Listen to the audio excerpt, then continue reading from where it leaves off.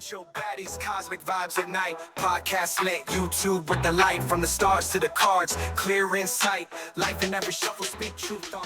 Hi guys, welcome to Spiritual Baddies. Thank you for joining us today. If it is your first time with us, we are two crazy, clairvoyant girlies bringing fun and light-hearted energy to spirituality. If you haven't already, please go like and subscribe our YouTube channel. And if you have, thank you so much. We see you in the views, and we see the likes, and we see the comments. We appreciate every single one. We really do. So today we're doing love and relationships, the thing that everybody likes to know about. There's so much conflicted information out there, and we kind of just wanted to give our take on it. We're not saying we're right. We know we're not wrong because we're never wrong, but we just want to give our take on how being spiritually aware can affect love and relationships, both in a positive way and a negative way. And the episode is called Oceans and Puddles. Now, we'll get into that a little bit more as we go through it, but the top and bottom of it is some people are oceans, some people are puddles. So watch until the end. When it comes to your emotions and when it comes to your spiritual energy, some people are deeper than others, and it's the same with relationships. Some relationships are very deep and some are more surface level. So that's kind of where we'll be talking about that sort of stuff and how your spiritual awakening affects that, what you like previously in a relationship before you become spiritual, and what you like after in relationships when you are spiritual, because ultimately it does affect your connections. Yeah, that's right. And we are going to talk about how to recognise if you are spiritually aligned with the person that you're seeing, the person that you're dating, or the person that you're with. Because sometimes we can be a little bit blindsided to what to look for, really. So you're going to get some good advice and some good tips. We're also going to talk about attachment systems, being securely attached, being anxiously attached, and being avoidantly attached, and what all that means, and how you can sort of steps to become more secure if you are anxious or avoidant, and also steps to be able to self-soothe, because when we're in those sort of moments where we are feeling overwhelmed in relationships, we kind of can lose our mind. We've both done it. We've been there, we've done that, we've been in psychos, and we're going to be filling you in. We are going to be filling you in on the toxic energy prior to having a spiritual awakening. Now, I'm not saying that if you are spiritually awake and you don't have toxic traits and everything's been wiped clean. We all mess up. We all do, but it's more so what we can do now as a spiritually aware person, or someone who's looking into the healing journey, and how we can make sure that that healing benefits his next relationship, because ultimately you don't actually know how healed you are till you get into the next relationship. You could be by yourself and you could be on your own and not have a connection with someone, and you could be doing all this work on yourself, but ultimately until you go into a new relationship, you won't get to see just how healed you are, and there'll be factors of that relationship. And before you even get into the relationship, you know what I'm like. I'll be fine, I'm healed, I'm absolutely beautiful, I'm amazing, I love my energy, I can feel my dream man coming along, but the minute someone messages me or tries to take me on a date, I'm in meltdown mode.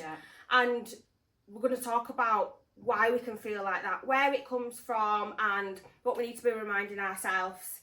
So I'm going to ask you a question now, Ellie. I want you to give, because I think it's important for our viewers to be able to see like examples. So it's all right us saying, you know, oh, it looks like this before you spiritually awakened and it looks like this after. They want to know, how do you know that? What have you experienced that proves that?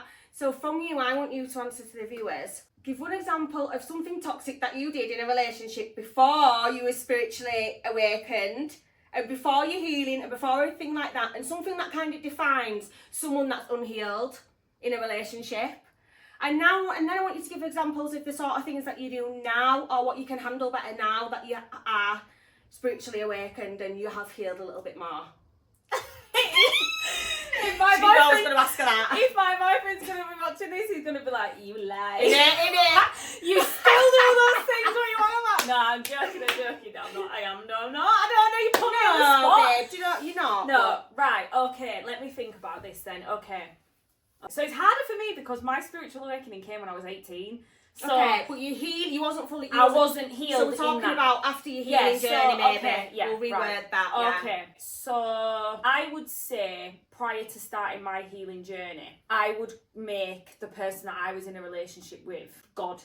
They was God to me. They was everything to me. So I would put them on a pedestal higher than myself, higher than family or friends, and it was like, if they said jump, I'd be like, how high? Right. And that comes from obviously having abandonment issues. And I didn't work on the abandonment issues up until I'd say like the last 3 years. Yeah. Serious, like even though I've been on my healing journey, I think I've practiced avoidance with my attachment issues with people because I've sort of like not wanted to go into my darker energy of bringing up all them feelings and them emotions as to why I'm that way. I think you focused on helping other people heal themselves at that point. You was more focused on other people healing themselves and kind of like sometimes you can kind of forget to check in with yourself, can't you? Well, I think that would be my answer to your question, is that prior to starting my not even just starting my healing, but prior to really digging deep and understanding myself, I would make that person I was in a relationship everything. They would just come before everything, everyone, and even myself, to the point where it would be detrimental to my own mental health,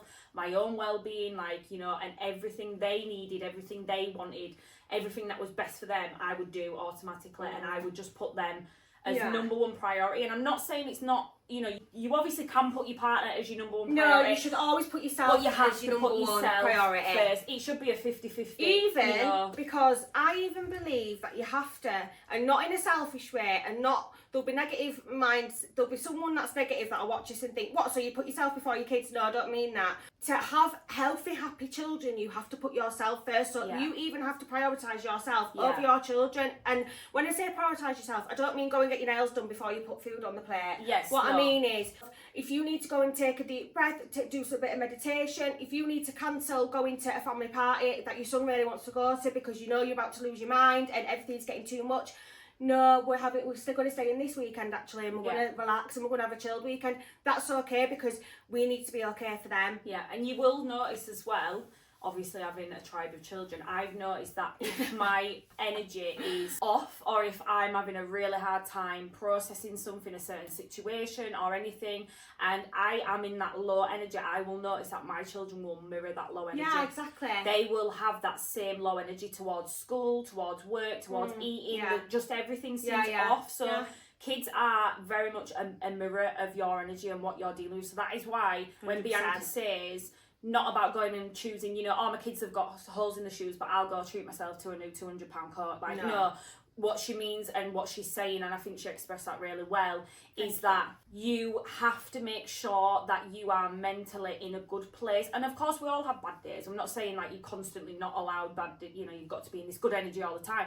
But if you find yourself slipping really lower into an energy where it is affecting your children and it is, you know, they are mirroring that energy, that's why you need to make sure you're taking time out to go and do things that make you feel like you. Yeah, definitely. It's so important. Even just 10 minutes on your own in your bedroom and just taking some deep breaths. Even just when all the kids are in bed at night, go and have a nice hot bubble bath and write, journal, write your feelings down, write everything that's going around in your head down on paper, because it gets it all out. Or even on a morning, put your tunes on and dance around, get ready, put your makeup on in the morning if you've not been doing your makeup because you've been feeling shit. Just think, do you know what, this morning it's about me and making myself feel good. All those little things. This is also actually leading into the question that you asked me, and I was explaining that I used to make the man the highest priority in the relationship. I think that what I've started to learn myself through my journey of healing and looking into my feelings and emotions is I've done the flip side with the kids. So what I do now is I put the kids first and foremost above myself. So you can even do that still. Because I have to tell you. Yeah, you can even still do that with your own children and forget about yourself. So just as I did it with a man in a relationship and made sure that they was okay and they had everything they needed and they were supported and they were emotionally stable and everything was okay for them, I feel like that has actually probably switched into me as a mum now, because I often will be like, I need an hour by myself, like, and it's because I might have had 3 weeks non-stop of dealing with the kids and not having any time to myself. So, you know, it is a constant process to reflect on yourself and look at who you are and how things are affecting you. So you do need to, same with a relationship, you need to make sure if you suddenly see that you feel depleted in energy in a relationship, and even if you have had a spiritual awakening and you're healing, if you start to feel like their life takes over your life even more, that's when you need to do that pause, reflect and think, right, am I taking time for myself here? Because you don't, prior to healing, I think a lot of young girls, because I was young. Your mind is just constantly about the man. Yeah. All you sit and think about is them, Yeah. and it's just not even worth it, because half the time they're absolute arseholes anyway, especially when you're young. They're not sort of thinking about you, I'm sorry, but they're not. No, they're not. No, So, they're not. what? Men are visual creatures. Yeah. Men are very visual. We're emotional creatures. Yeah. So men see that you're doing something for them and appreciate. Well, sometimes they do, sometimes they don't. But they are visual people, whereas we're emotional people. So we like when we feel emotionally full from someone. Yeah, They're not really absolutely. bothered about the emotional side of it. Obviously, they want someone who's supportive and loyal and all that. But it's more so what they can see you doing. Yeah, for them. so if it's out of sight, out of mind with men. Like, so to give for an example, like, say like the boyfriend's gone somewhere or gone out for the day. We can be sat at home and we can be thinking, why are they not ringing me? Why have they not texted me? Why have they not texted me? And I've done it to them and they've done it to me. We've done it to each other, haven't we, Ellie? And we'll ring each other and be like, I don't get it. Why? Like, it's been hours, they haven't rang me, and we have to be like, well, because he's a man and he's out with his boys, he's not going to be thinking about you. That is okay though. Yeah, I think as well it depends what type of relationship you have, because let's say for instance if you have a relationship where that is very much expected of you in the relationship, but then they don't return that same but then energy. like you've just said, that's because men are different to women, so they're not going to be able to stop and think about you because they're not wired that way. Yeah. Do you know what I mean? Yeah. I mean, there's so many. There's so many. It depends on the man. It depends on the situation. But I really do think that we don't cross men's minds when they're off doing what they're doing, and I don't mean often they're doing silly things. I mean when they're just getting about the day. Unless they see something that reminds us of him, of us, and they'll go, "Oh, pick that up for her today." See, I don't know, because I feel like I've had two. I feel like I can talk about this in two different relationships. This is what I'm saying. Each relationship's different. But I think the men that do are the ones that are anxiously attached or control freaks or narcissists and want to keep a control over you. I feel like them ones are the ones that are going to be messaging you all day, making sure you're all right, and wanting to be on the phone to you all day and wanting to know where you are. It's because it's a control thing. It's to self-soothe their self. A secure man does not need to do that. A secure man will go on and get about their day and speak to you later on when you both got time to speak to each other. Then you've got the avoidant who will purposely choose to ignore. Choose to ignore you, or choose to, right, oh, she's ringing, I'm not answering, she can wait, and do it on purpose to get a reaction. Yeah. And it's about being secure within yourself to be able to reflect on all three of those types and think, right, which is he? Yeah, because you can see the difference in men that are doing it because they're being controlling from past experiences. And then you can see a difference in a man that genuinely is just wanting to phone and just be like, are you alright? Yeah, exactly. How's your day? How's things gone at work? Is everything alright? You know, have you ate today? Whatever, and they're just emotionally checking in, and that's like supportive. Whereas if you've got a man like, what are you doing? Who's there? Who are you talking to? Have you seen anyone today? Have you been here? Have you been there? You didn't answer my message. You didn't answer I why rang you this rang morning. back. Yeah. Oh, you've woke up at 2 minutes past 8. You normally wake up You've at been 10 on live for the last 7 minutes. Yeah. Yeah, it's not normal. Well, I got a question for you now. Go on, baby girl. Talk to me nicely. And it was one of your worst dating moments prior to being spiritually aware or starting your healing journey? Well, there's two, but one of them I'm not going to say because it's talking about baby daddy. I'm talking about baby daddy, so we'll put that one to the side. Baby daddy doesn't exist. Baby daddy ain't about babe. No. So one guy.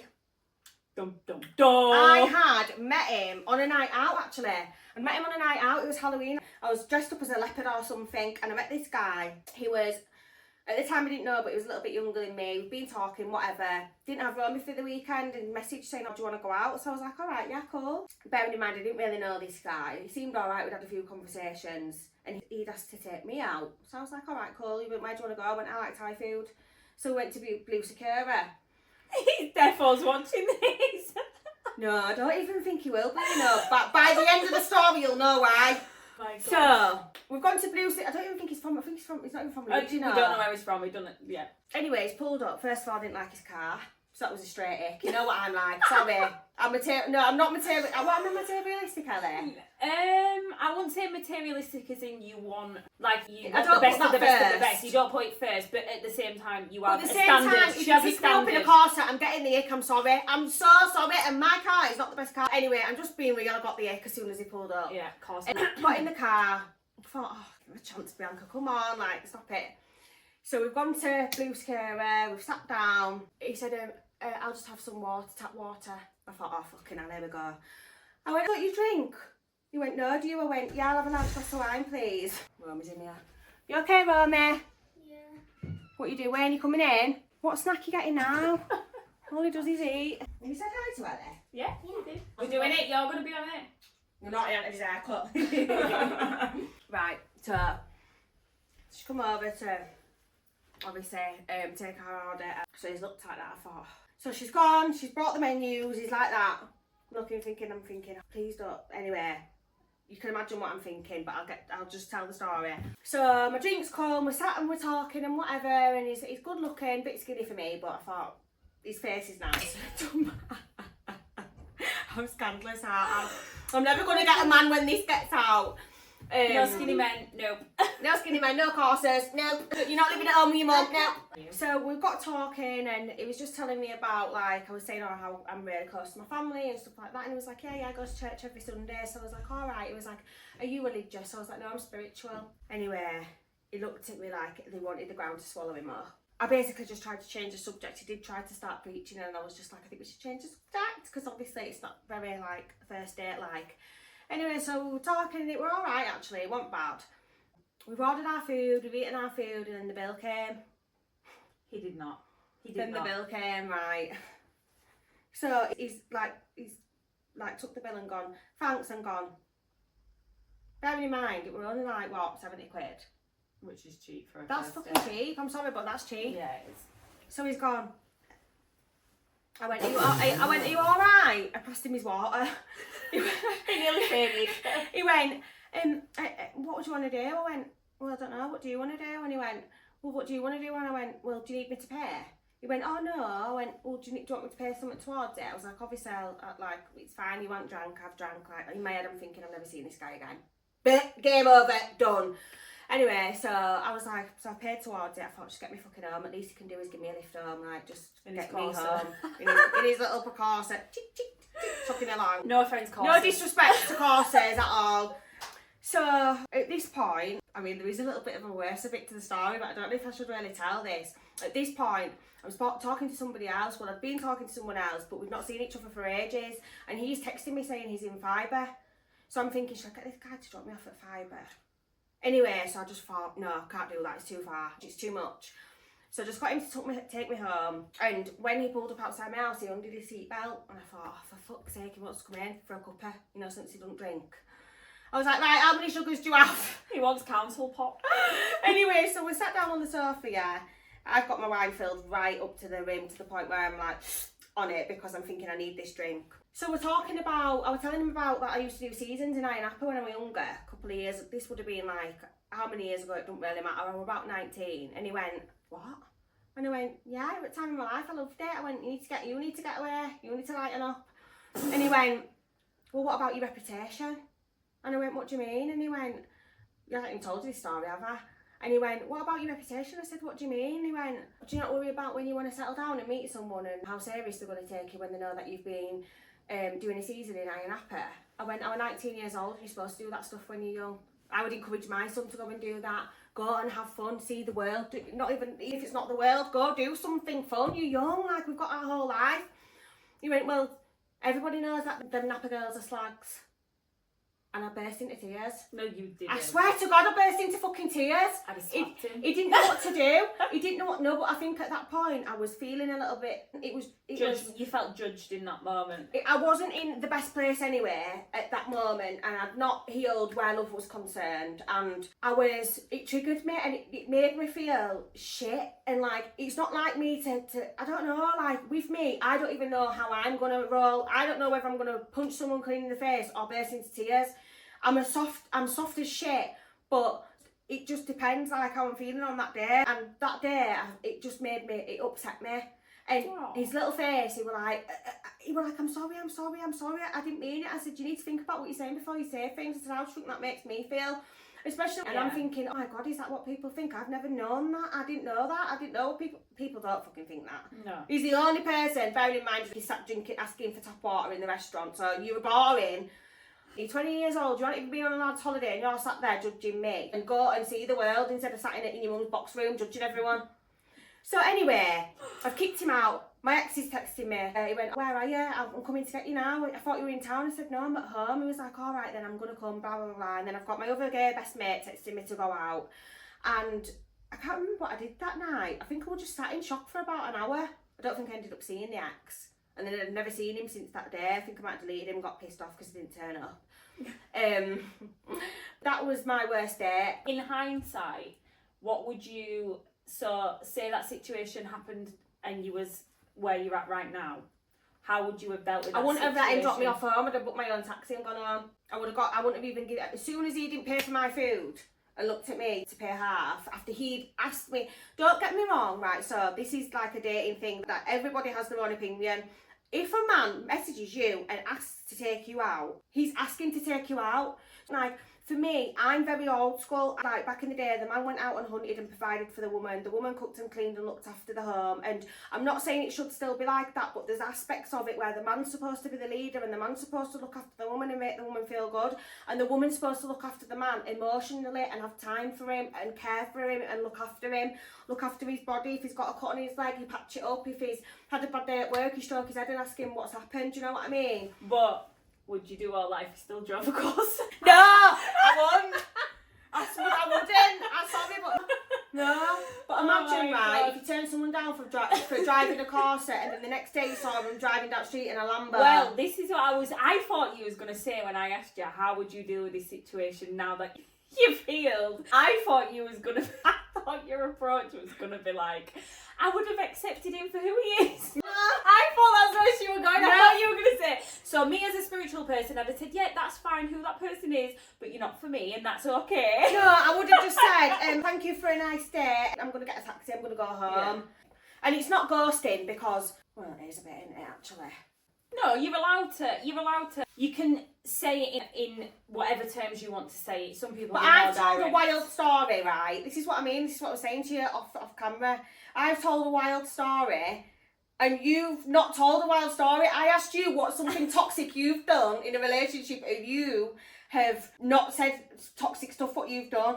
You've said toxic stuff what you've done, but you've not said a toxic story that you've done. A particular story. Yeah, I want to know particulars. I want to know something wild that you've done. A toxic you. Boom, boom, boom, boom. Unhealed you. What's something that when you've been triggered, what is something toxic that you've done unhealed, and how would you handle it now? I feel like I'd handle it the same. I'm trying to think, yeah, that was pretty bad what you did, but would you do it again? Probably. Don't tell the worst. Yeah, probably would. would. Don't tell the worst story, just tell a bad story. Okay. Just be real. I honestly think I'm just crazy because some of the stuff that I've done I would still do, and I don't know if it's a toxic thing and I'm just naturally toxic or if I've got anger issues. I think it's the anger issues. I think it's the anger issues because I think, right, okay, let's put it in spiritual terms, yeah? Right, go on. Okay, so when I say that, something that I've done in the past which has been toxic, I'd probably still do again now. I think what it is because men, if you're getting emotionally abused, yeah, right, emotional abuse I think is really bad because I think it leads you to do these things that are so out of character that you wouldn't normally do to a friend or a family or your child or whoever. But men get into your head, they break you down, and they get you into this version of you that isn't you. The story that I'm thinking is like, if I was still in that position, I would still do the same. I'd still react the same because I've got anger issues. Yeah. Like, no, I get that. What's the story first? I could get arrested. So in a previous relationship, one of my triggers in relationships is when people, obviously I've already spoke about abandonment issues. I hate to be left feeling uneasy or unsure what's happening. Right. Now, a previous relationship, this particular person would disappear for days on end. Off to the shop to buy some milk, don't come home for 3 days. One of them. Yeah, worst thing you couldn't. But this particular time, this person came back and it was very obvious that they'd obviously been doing something with somebody else or they'd been around someone else, like, yeah. So I actually, well... Oh, what was that? Did you hear that? Yeah, like a bottle pop or something. So I had my baby in my arms at the time. Yeah. Now it's definitely over. Multiple baby daddies, yeah, you don't know which one. I know, fucking hell. So, yeah, obviously it were obvious, and they actually, they did something when they came through the door and I confronted them. and obviously it hurt me, upset me. So I waited for him to go to sleep and threw kettle water on it. Did you put sugar in the kettle? No, not that aggressive. You should have put sugar in and the it kettle. wasn't boiling hot kettle water. Well, the story's gone from 10 to 5 now. I'm not It will bothered cool now. down. It will cool down. Well, kettle water. Yeah. So, but as I say, I think You'd have done the same thing. I'd do it again. Yeah. Because the thing is, you can be healed and still be triggered and still. It's how people treat you. Yeah, I think no, I wouldn't actually. That's a lie. I wouldn't do it.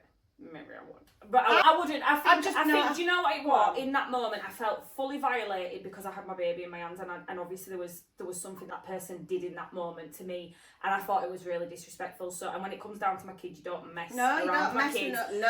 And obviously, that took a turn because I just snapped in that moment, completely snapped. And as I say, I don't think I'd do that because I think what I've recognised and learned over the years. Them actions it doesn't matter. They don't wake up one day and go, oh my God, I've broke that person and I've made that person crack. They never get it. They've done this to me, so, I'm going to change and I'm going to treat them better. No, what I've realised is that if in a relationship now someone was getting me to that point, it would already be in my mind, I'd think, not a chance am I going back down that path to be in a place where I'm getting all my anger and frustration and hurt out in them types of ways. So new version of me, Ellie 2024, I'm still crazy in them senses, but I know now if I've ever felt myself slipping into that place where it's got to that place where you're so hurt inside that you lash out in some type of way, no, I wouldn't do that. I haven't done that, so because that does show that there is healing there, because I haven't done that. And you could have done, because you've been pissed off, do you know what I mean? You could have done, because nobody's perfect, do you know what I mean? We're in relationships, husband and wives, we always get triggered. It's a natural, nobody's perfect, but it's how you can sort of like self-soothe, as I was saying before. For me, this is why I'm so... It's scary dating, and it's scary getting to know someone new, because when you've been through stuff where you've been hurt in the past, my barriers are up massively now, and one thing and you're gone, I call it the month mark. You have definitely, I mean, in the short space of time that I've got to know you on a deeper level, I definitely see when you speak about anything, it's like it's not even a red flag to show you. If that flag is slightly ivory, if they breathe, if that flag is even ivory, or if that's got a tint of any other colour than fucking pure white, you are like, go, see you bye. Yeah, I'm not fucking about, mate. But I think that is a really good thing to be like, because it does sieve out all the time wasting. It sieves out all the putting 6 months into something. I can't be arsed with it. It sieves all that out, because you're not going to be spending your time getting to know someone and then seeing the true colours and going, whoa, you're best off what you're doing now is acting in the moment. Yeah, you've got to give people opportunities to show themselves, but the problem with that is obviously you could get someone love bombing for 6 months. Yeah, but this is why you need to know what's a love bomber, and even then, no, I can spot a love bomber. I can tell my friends, right, he's doing this, that, and other, and they go, right, so how's that a red flag? And I'm like, and they're like, he's just being nice, and I'm like, no, he's not, he's love bombing me. Yeah, to reel you in. To reel me in. Yeah. And they talk loads, these narcissists and these love bombers, they talk. Talking about red flags and talking about green flags, for anyone who's watching who is dating, obviously, Bianca's going to be your top girl to talk about this. This one just has relationship after full-blown relationship. Yeah, I'm just always in a relationship. She's wifey. I am tied down 24/7 since I've been 14. I've had 2 years single till 31. You're not going to have that single life ever again, girl. So anyway, for anyone who watches this, who struggles to identify when someone's love bombing them, struggles to identify a red flag, Bianca is your girl to break this down for you, but what would you say to someone who is in the dating world and wants to know what to look out for in a red flag sense and a green flag sense, because we like the positive stuff. Yeah, of course. So first of all, I was in a relationships one after the other from 13 to 21, and the first one was, we thought it was fucking Jekyll and Hyde. We thought it was Bonnie and Clyde, not Jekyll and Hyde. Well, he was Jekyll and Hyde. He was Jekyll and Hyde, but it made sense later why he was like that. Bless him. It was lovely. It was a lot. Then the second one, I was on and off with him for years. He was anxiously attached, and so was I. So it was very much, I will get to the point, but just to touch on, it was very much, we was together in each other's pockets constantly, but we played games with each other constantly to try and make each other prove our love to each other constantly, and it was just not healthy at all. And then the third one, I was just like plodding along with him. I wasn't really asked about him. And then after that, I've been in what they might have thought was a relationship, but I never did, because I always knew what I wanted in a relationship, and none of them was quite right. So for me, red flags when you first start talking to somebody is love bombing. So this is where you've been talking to someone for a few days and they are pouring their heart out to you about how much they like you, how much they love you, they can see a future with you, they want your babies, they want to be on your phone constantly, they want to see you constantly, and they're saying they're going to buy you this and they're going to get you that, and they're gonna, do you know what I mean? Yeah. They rarely actually do it, but it's all very much talk, and you feel like, oh my God, he loves me, No, you've known each other for 2 days, no we don't. That is a big red flag, love bombing. Another red flag is ghosting, playing hot and cold, breadcrumbing. So breadcrumbing is when they pay you loads of attention and they give you loads of compliments and they're on your case all day for a day, and then they don't speak to you for 4 days, they'll blank you, and then they'll pop back up again when they feel like they're ready, and they'll give you all that again, and then they'll drop it again. So what they're doing is they're breadcrumbing you, so they give you so much in one that you feel so emotionally fulfilled, and then because they drop you again, you're chasing that high again. Yeah. So then they give it to you again, and then you're chasing it again, and it becomes a cat and mouse chase. That is another big red flag. Another one, and one of the really big ones, is when they don't ask you anything about your life, and they don't ask you about your goals, your ambitions, they don't ask you about your family, they don't ask you about what you enjoy. It's very surface level, and that's a big red flag that they're an avoidant personality, because they're scared of that emotional connection, and they don't want even one bit of conversation about anything that can be emotional, because they'll run a mile and they know that, and they don't want to do that because they're enjoying getting to know you. So yeah, they're three big massive red flags. Green flags are they stay in communication with you frequently, but they're not on your case constantly. So they want to know how your day is. They might message you on a morning and then they might give you a ring on a night. If they're busy at work, they're not going to be on your case because they're busy, and that's fine, and they're secure and they're alright. Like, they're doing what they're doing, you're doing what you're doing. They actually initiate dates, they make plans, and they follow through with plans. Yes, if there's men watching, don't ever listen to a woman when she says, I'm not bothered, just do whatever. No, make the plan and tell her where she's going. Just tell us where we're going and what we're doing. It. Like, don't go to us, whatever you decide. You decide. Bye. Don't make a woman choose something, because if you're giving her that option, we're very undecisive anyway as women. But I like if someone's like, get ready, this is where you go. Right, babe, get a dress on, get some heels on, we're going somewhere nice. Or Frankie needs to listen. Yeah, Frankie, no, Frankie, come on. Frankie will like, where are we going to eat tonight? I don't know. Most men are like that. Yeah, they are, but a woman does love it if a man takes over. I bet you weren't like that at first, Robbie. No, I was. Robbie? Yeah, he was. I had lost standards. You what? I had low standards. Oh, don't say that about him. No, I had low standards in a sense. Yeah, in a sense of I didn't. Got with him. No, like some girls, like we've just said, like that we don't like it when a man don't take over and take the day. But back then, I didn't think or feel that. I was just like, I'll plan something. I had low standards in that sense. Now it pisses me off. Yeah. Because I'm like, just take over. Yeah. Just choose something. Another green flag is if you've been getting to know each other for a while, you've been on a few dates, and you've actually seen each other and moving towards the relationship stage. They want to introduce you to their family, and they want you to introduce you to their friends, and they want you to and they want to be around your friends as well, because I think that's really important for you to be able to bond with each other's lives. Yes, your life's got to go together, and not you're all in theirs or they're all in yours. Yeah, that's too much. Exactly, it needs to be balanced. And another green flag is, what do you think, Ellie? When somebody has a short plan of their life as well.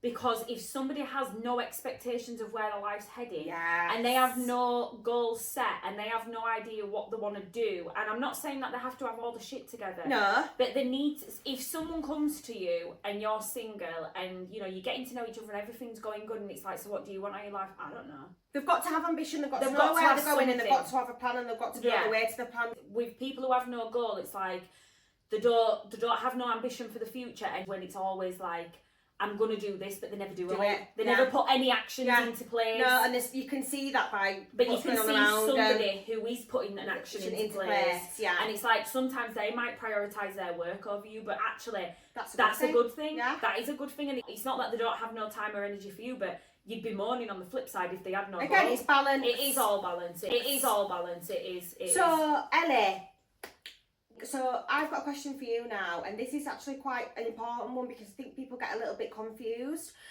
What's the difference between being emotionally intelligent and spiritually intelligent?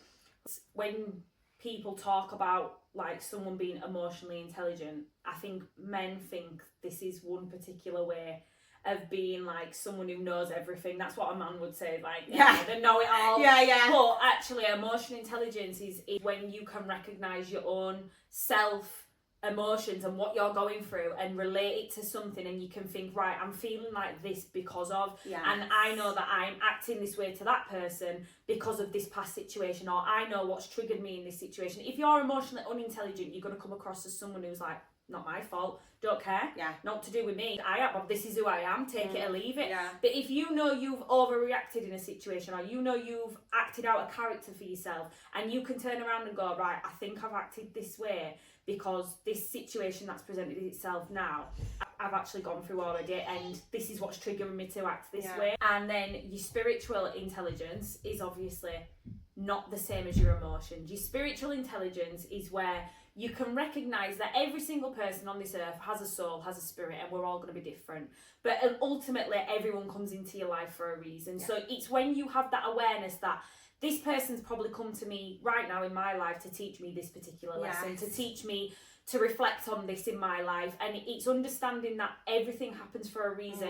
Who comes into your life, certain situations that present themselves to you, that's your spiritual intelligence, because you're thinking to yourself, maybe this is what my soul needs to go through to grow, to change, to develop into who I'm meant to be in the future.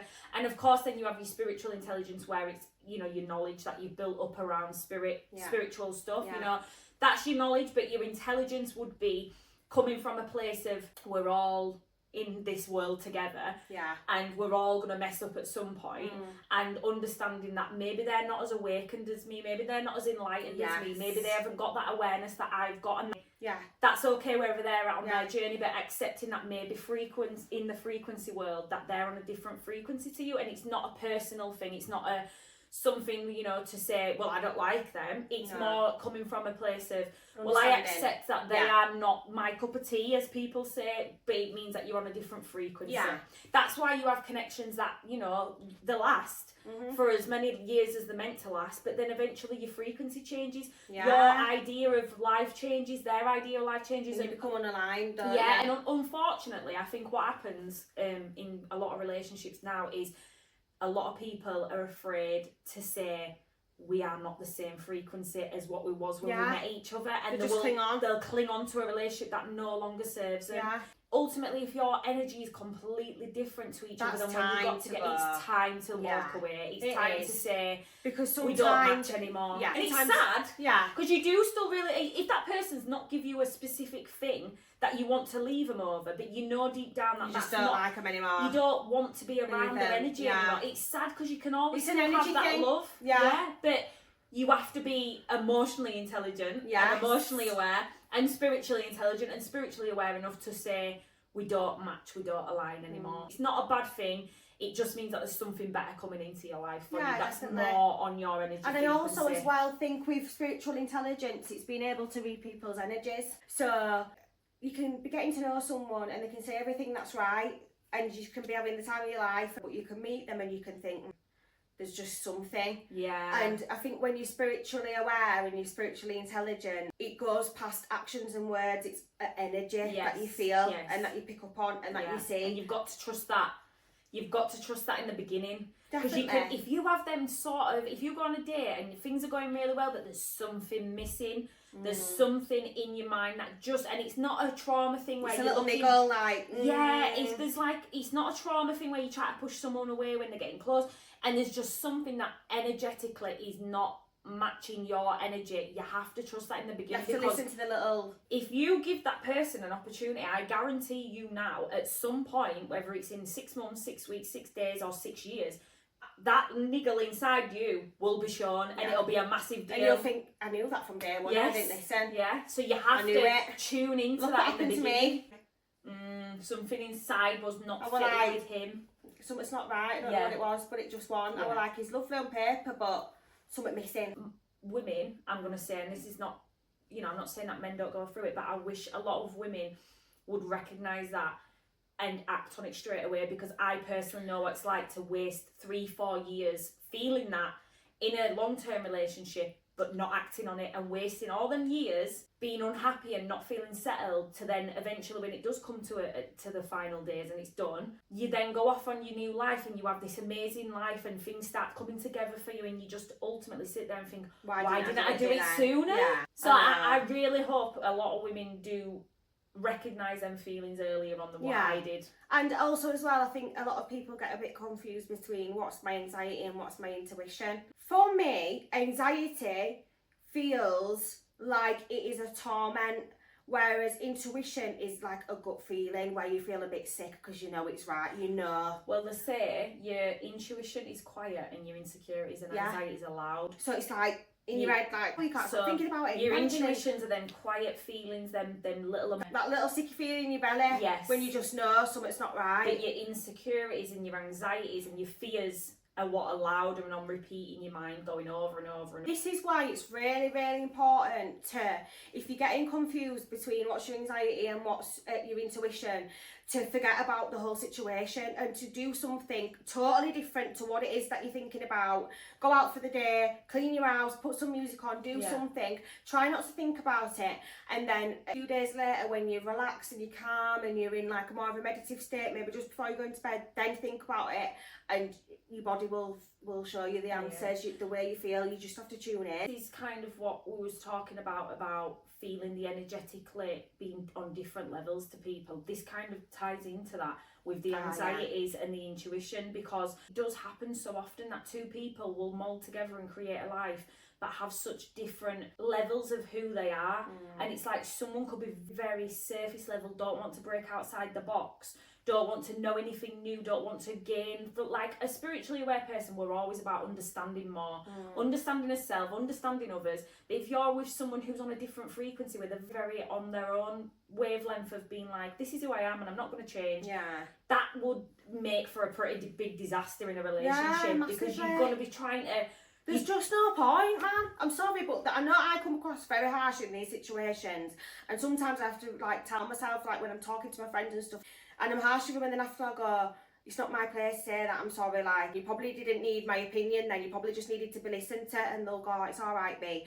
But I get so frustrated because I feel like people spend so much time wasting their life trying to prove themselves. I'm going a bit off tangent now, but it's still relevant to what we're on about. Trying to prove themselves to a man or a man to a woman, and trying to do everything that they can.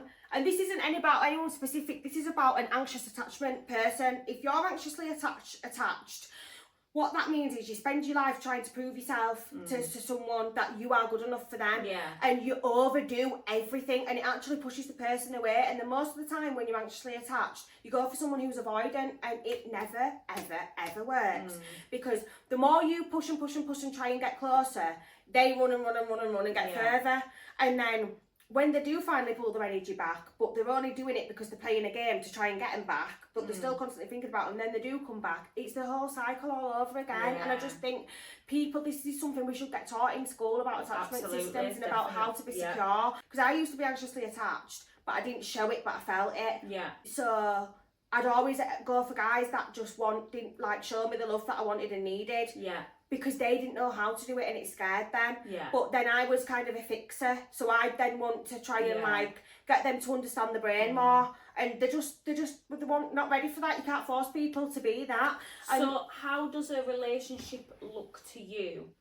What would be healthy? Like, how do you see that relationship being for you, say for yourself or for someone else? How do you see it looking? It's like, just easy. You don't have to play games. You don't have to worry. It shouldn't feel. Don't get me wrong. When you meet someone, you should feel a little bit nervous and stuff because it's like you're getting to know someone and you're always going to have little anxieties and whatever. But they bring you peace of mind. Someone that's secure makes you feel calm and makes you be able to get on your day without constantly thinking about someone. You should never be going through your day constantly thinking about anyone. A secure, healthy relationship is just balance and calmness. What about, do you believe that these women or men that have these problems, do you think a lot of it comes from the lack of self-love, or do you think it's more deep-rooted in like childhood? It's childhood based. So if you're a man or a woman and you've had parents that have neglected your emotional needs and you've kind of brought yourself up, or they've shut your emotional needs down and made you feel like you can't express love, you're more likely to have an avoidant attachment system because you're kind of used to that hyper independence where you don't need to lean on anyone, you don't want to lean on anyone, and you don't want anybody taking your independence away, otherwise you'll run a mile. And it can become so obsessive where you, even though they want them bonds and they want the relationships, and this is why a lot of them are players or look like players because they jump from relationship to a relationship. Well, it's never a relationship, it's always they're just seeing them. Or they're using them for what they can. It's because as soon as they start to feel like they're getting closer, they'll just cut them off and go to the next person. And then you've got an example of someone that's anxiously attached. It could be someone that's lost a parent or been like abandoned. Somebody that's been adopted, got brought up in foster care, and it's that you're chasing the love. Or so you're like trying to fix it by chasing it. But do you also think that someone who has been through them and like situations in childhood, do you think that there's two versions that person can become?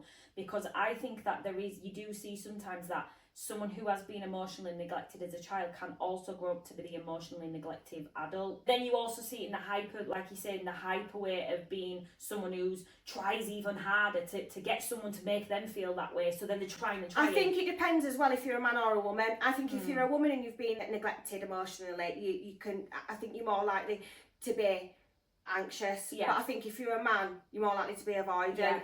That's just my personal opinion. I have looked into this for years. I've definitely done so much research on it. There's also fearful attachment, which is somebody who, so they've normally been brought up with parents where they've put another child on the pedestal and made them feel worthless, or they've been in a abusive childhood where there's been domestic violence.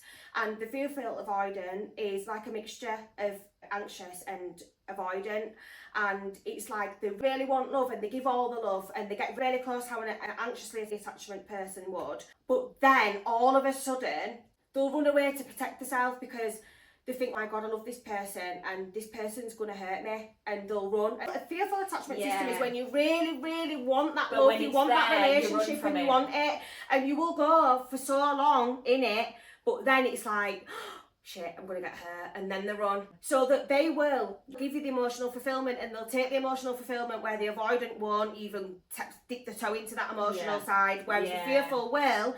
But then it's like, right, I can't do this. They'll back out. And they'll back out. And then it also would leave the other person who's in that connection very confused. Yeah, exactly. Which then spreads more trauma from someone else, because then that person's going to be then scared when they go into a relationship because they're going to think, oh my God, that happened to me last time. And then it makes their attachment system worse. Really, it's like a disease that can be spread. Yeah. It can be spread.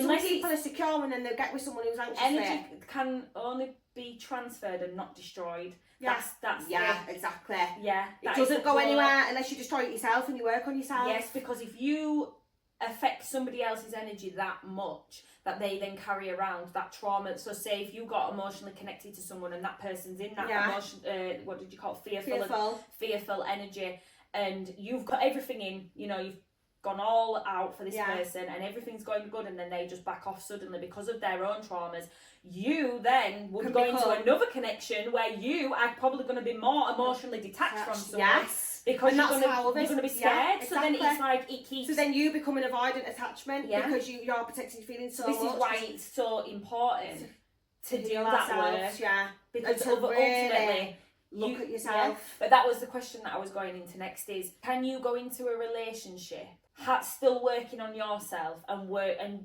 change through that relationship because you're putting that work in, or do you think you need to be in a state of mind and being when you go into a relationship where you've done a lot of that hard work? Right. Healing never ends. Healing isn't an overnight thing.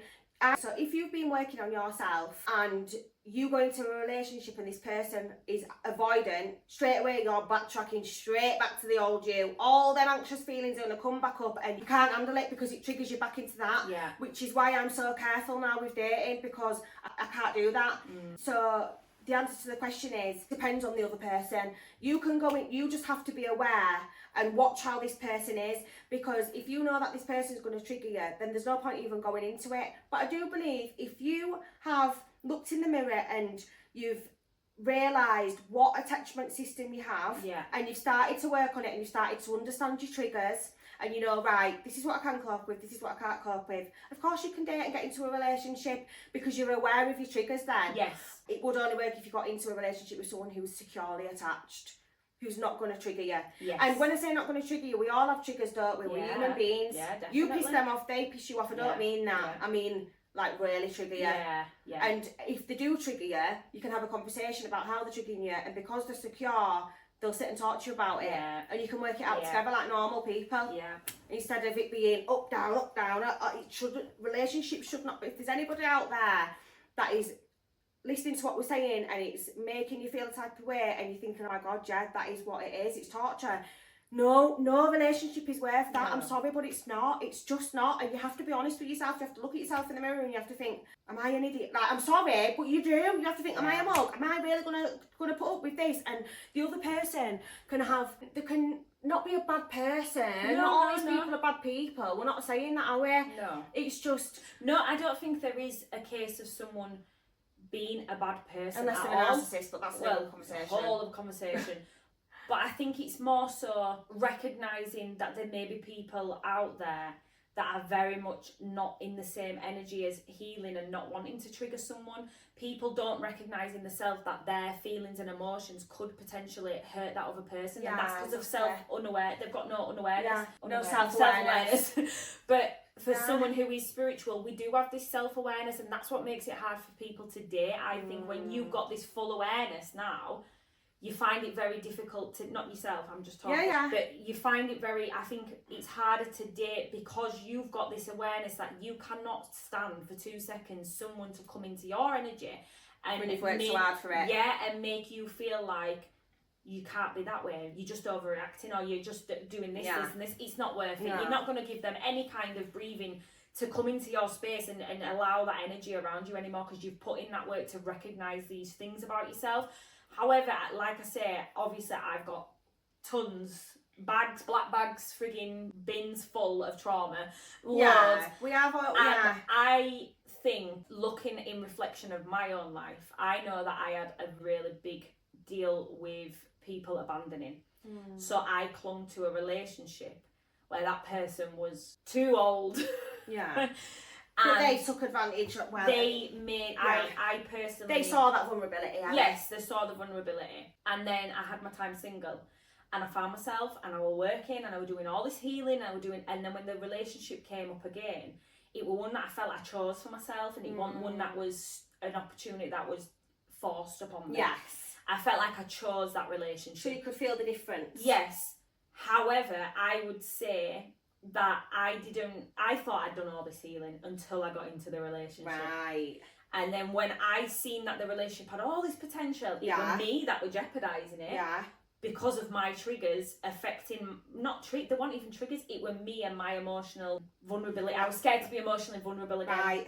Because obviously, so what I'm saying is, in a relationship, can you go into that relationship and still have traumas and it still work?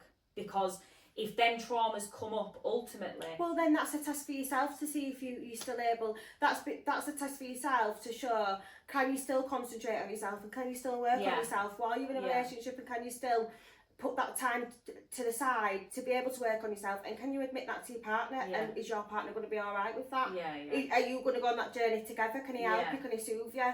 Can you soothe him? Can you sit down and talk about these things? Because that's what a healthy relationship is. I think you brought up a really good point earlier about people in schools learning this, because honestly I think the children that are growing up today need to know that there's all this stuff. They need to know what's healthy and we what's not. We didn't know all this when we were like 16, going out with boys who were too old for us and having all this trauma to deal with for the rest of us life. Like, young girls are so easily, we know, naive and manipulative. You just want to be loved, don't you? Yeah, and I think it's a really, I mean, you know, that's why we're doing this anyway, isn't it? Really? Like, we want this information out there, and it'll stumble across the right people that need to hear it, really. Do it when it will, and I've got all faith in us that it will, because alignment, baby.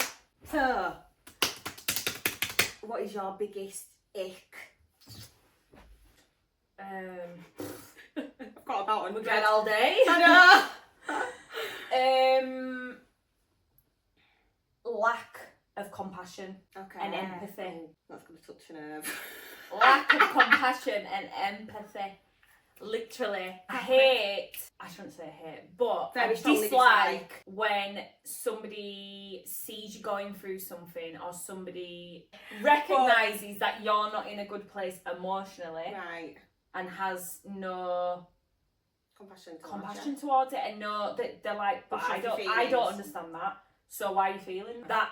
Pisses me off beyond belief. Would you say that's an ick though? Something that turns you off someone? Yeah, absolutely. I'm an emotional person. Yeah, you are. Babe. If I don't connect on an emotional level, if I don't feel emotionally like I'm being fed emotionally, then I can't look. I have no. He's not getting no nookie at night. Oh, hell to the no. I need babying, which is obviously it's not.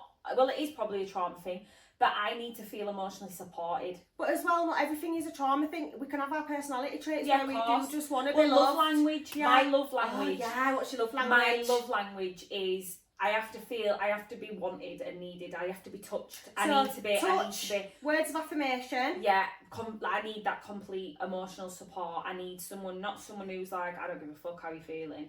It has to be like, why, what's up? Yeah. Like, come here, don't be so stupid. Like, I love you. Come here, baby. Come here. Even just a cuddle, it's an energy release. That is one of my love languages. I'm not really a gifts person, but you're gonna know about it if you don't get me a card or a present on my birthday. Oh yeah, that's just a piss tear. That's just a straight up dig. Yeah, I'm not really like, I wouldn't say gifts is, but I think my love language is definitely touching, feeling like I'm a sexual person. I need to feel like if my man don't want it 3 times a day, then I'm thinking, what's wrong with me? Yeah. Why would you not want that? Yeah, I need to feel that emotional want from someone. And it's not just, oh God, I've got my uncles watching this and I'm on about shagging 3 times a day. She's done. She's virgin. Nobody wants me. But no, I think the ick side of it, bad breath. You know what an ick is? If a man, so this can go one way or the other, because if they're far too much into the selves and grooming and loving on the selves too much, that it gives me the ick. Right. It's like, it's selfies. Yeah. A man taking a selfie to me gives me the ick. If a man's like, and when they put filters on. Yes. What's that about? If a man's taking a selfie, it gives me the ick, because alright, so if the grooming themselves, like where the point where they're in love with themselves, and I'm not saying don't love yourself, but like if you're more attracted to yourself than you are me, when they've got like really defined eyebrows? Yeah, too much tailoring and pampering. I like a bit of ruggedness, a little bit of from ready. I like them when they've got scars on their faces. Because they've got a little cookie too. I'm not a chip in his tooth. I like that. A little bit of summer. Yeah, let me do you know what I mean? But yeah, I'd say a man who's a bit too self-involved, and of course take care of yourself, go to the gym, look after yourself, get your hair cut, make sure you look nice, smell nice. Yeah, of course. That's all attractive. Well, that leads into my ick. So my biggest ick is a shit dress sense. If you've got all broke down trainers on, I am not, no. Oh, I remember I was seeing this guy once, and he took me out and he turned up in a jacket and it had a sheepskin collar on it, and from that day I just couldn't look at him the same. And I remember going home and ringing my mum and being like, "You killed it, Mum. I don't like him anymore because I couldn't stand this jacket. Yeah. Like, dress sense for me is a massive thing. And I know what you're going to say because my cousin used to say it. I think I know what you're going to say. You can change that over time. No, because I don't think you should do that. If that's who they are coming into the relationship. Oh, my cousin used to go, yeah, but you know, you can take him shop, tell him what to buy. Oh, you can. You can encourage the dress sense. Because I don't think all men have a dress sense. Yeah. They're very, especially if it's a low maintenance, like for us on a trackie or hoodie or whatever. But if they're going out, you can encourage the dress sense. But I don't think you should ultimately go into a relationship with the plan to change him, because that's, you're morphing him into it. If a man came in to try to do that to us and was like, right, I want you to wear this, we'd be like, oh, the fuck are you talking I don't know though, if they were like, oh baby, I've seen this dress and I think you look beautiful in it, I'd be like, oh no. Yeah, that's a bit, yeah. So it depends, it's all about communication, how you put it how you put it across. Yeah, and another ick for me, is a tight man.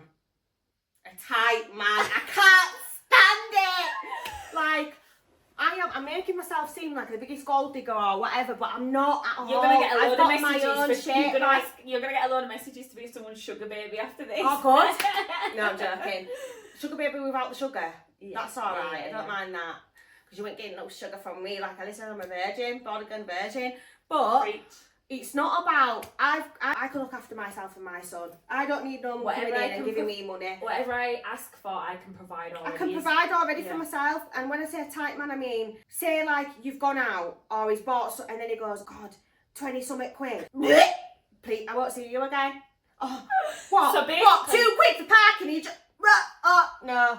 No, not the parking just thing. don't say not the parking thing. Just don't say anything. Keep them thoughts in your head. Do you think that goes after time? Because you have said to me in the past, eventually in a relationship, yeah, of course, you'll be like, oh yeah, I'll pay for food. Yeah, I'm not bothered. I'll pay out, of course. So it's more so when you get to know someone, you don't want to feel like they are going to be, it's going to be a complete and utter fight to go out for a meal one night because it's going to be who's paying this, who's paying that. Yeah, I just don't like to talk about it. You want that masculine and energy. It's not, I'm not even on about a tight man as in, about dating and stuff. I'm just on about a man that moans about spending money. It gives me the ick.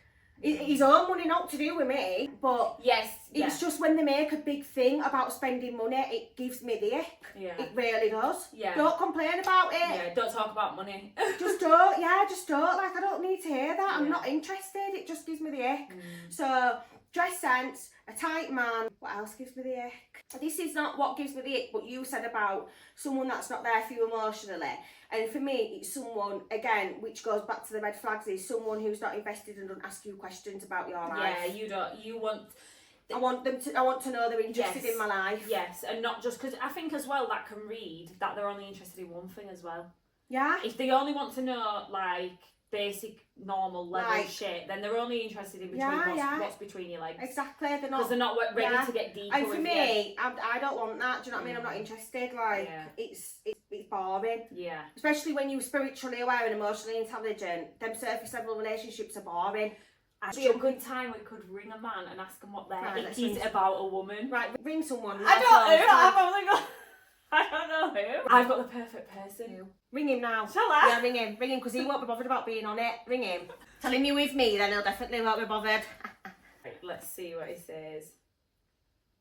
Spiritual Baddies, cosmic vibes at night. Podcast lit, YouTube with the light. From the stars to the cards, clear insight. Life in every shuffle, speak truth on sight. Astro chart.